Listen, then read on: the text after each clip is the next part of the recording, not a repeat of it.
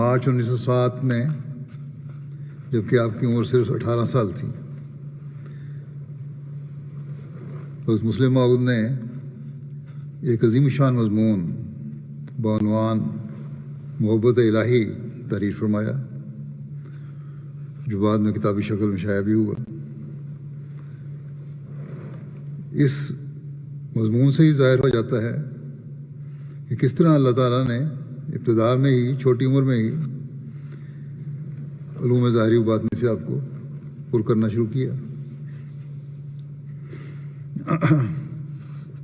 آپ نے فرمایا خدا تعالیٰ نے آدمی کو پیدا ہی محبت کے لیے کیا ہے، اور اس کے پیدا کرنے کا مقصد اور غرض ہی یہی ہے کہ خدا تعالیٰ کی محبت میں سرشار ہو اور اس دائمی زندگی بخشنے والے سمندر میں ہمیشہ غوطہ زن رہے۔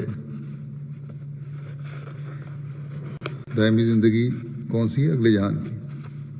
محبت ہی کے نتیجے میں انسان گناہوں سے بچتا ہے اور درجات میں ترقی کرتا ہے، اور محبت ہی خدا شناسی کا موجب بنتی ہے۔ بدون محبت انسان کو خدا تعالیٰ کی حقیقت اور معرفت نصیب ہو ہی نہیں سکتی۔ آپ نے فرمایا پس ضروری ہوا کہ گناہوں سے بچنے کے لیے اور ترقی درجات کے لیے ہم اپنا تعلق خدا تعالیٰ سے بڑھائیں اور اپنے دل میں وہ اخلاص اور وہ محبت پیدا کریں جس سے کہ ہم خدا تعالیٰ کے قریب ہو جائیں، اور ہم ایک سورج کی طرح ہوں جس سے دنیا روشنی پکڑتی ہو۔ اس کے بعد آپ نے مختلف مذاہب کا ذکر کرتے ہوئے فرمایا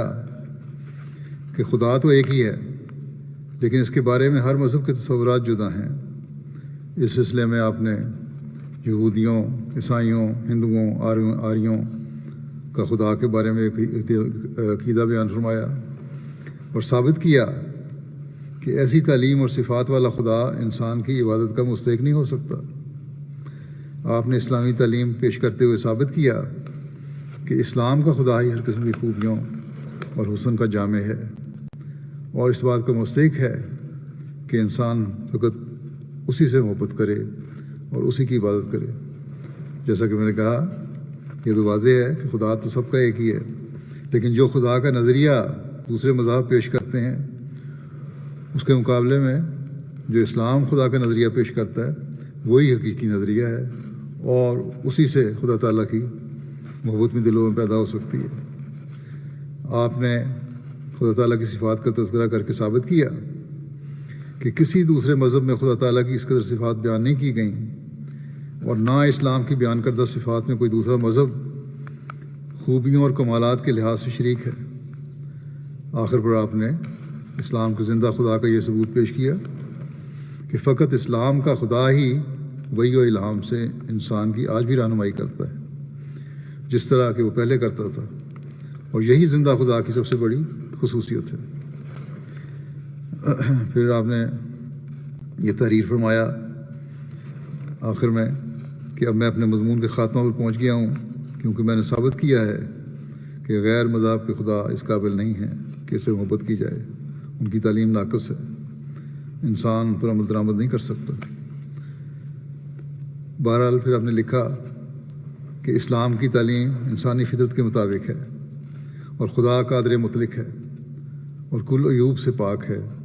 اور سب سے بڑی خصوصیت اسلام میں یہ بتائی ہے کہ اس میں محبت کرنے والے کو بالکل صاف جواب نہیں ملتا، بلکہ خدا تعالیٰ اس کے امتحان کے بعد اس سے ہم کلام ہوتا ہے۔ یہ بات یاد رکھنی چاہیے، اللہ تعالیٰ صاف جواب نہیں دیتا، بلکہ خدا تعالیٰ اس کے امتحان کے بعد ایک امتحان میں سے گزرنا پڑتا ہے، پھر اس سے ہم کلام ہوتا ہے۔ اور اس محبت کی گرمی کو، جو کہ محبت کرنے والے کے دل میں ہر ایک چیز کو جلا رہی ہوتی ہے، اپنے تسکین دہ کلام سے ٹھنڈا کرتا ہے، اور اس سوزش اور جلن کو دور کرتا ہے جو کہ جواب کے نہ ملنے سے برپا ہوتی ہے، اور اس طرح محبت اور بھی چمک اٹھتی ہے، اور اس کے دل میں ایک جوش پیدا ہوتا ہے کہ میں خدا کے اور بھی قریب ہو جاؤں، اور اس طرح بڑھتے بڑھتے وہ یہاں تک نزدیک ہو جاتا ہے کہ خدا تعالیٰ اس کی نسبت فرماتا ہے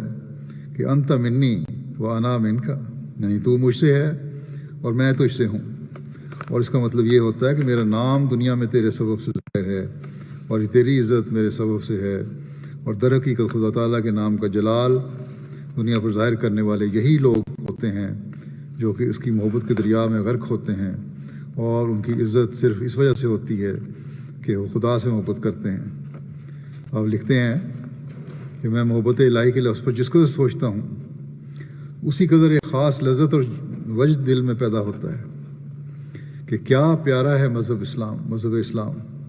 جس نے ہم کو ایسی نعمت کی طرف ہدایت کی ہے جس سے ہمارے دل روشن اور ہمارے دماغ منور ہوتے ہیں۔ اسلام کی تعلیم ہمارے زخمی دلوں کے لیے ایک مرہم کا کام دیتی ہے، اور اگر اسلام نہ ہوتا تو بخدا طالب حق تو زندہ ہی مر جاتے، اور وہ جن کے دلوں میں محبت کا ذوق ہے ان کی کمر ٹوٹ جاتی اور محبت ایک ناممکن وجہ سمجھی جاتی، اور اس کو وہم سے موسوم کیا جاتا، کیونکہ جب لوگ دیکھتے کہ کوئی ایسی ہستی نہیں جس سے کہ ہم محبت کر سکیں تو محبت کے وجود میں شک لانے کے سوا اور کیا کر سکتے۔ خدا نے اسلام سا مذہب انسان کو عطا کر کے غمگین دلوں کو تسکین دی ہے اور زخمی سینوں کو مرہم عنایت کی ہے۔ جب ایک خدا سے محبت کرنے والا انسان دیکھتا ہے کہ وہ جس سے میں محبت کرتا ہوں ایک ذرے ذرے کو دیکھتا ہے اور دلوں کی باتوں کو جانتا ہے، وہ سنتا ہے اور بولتا ہے،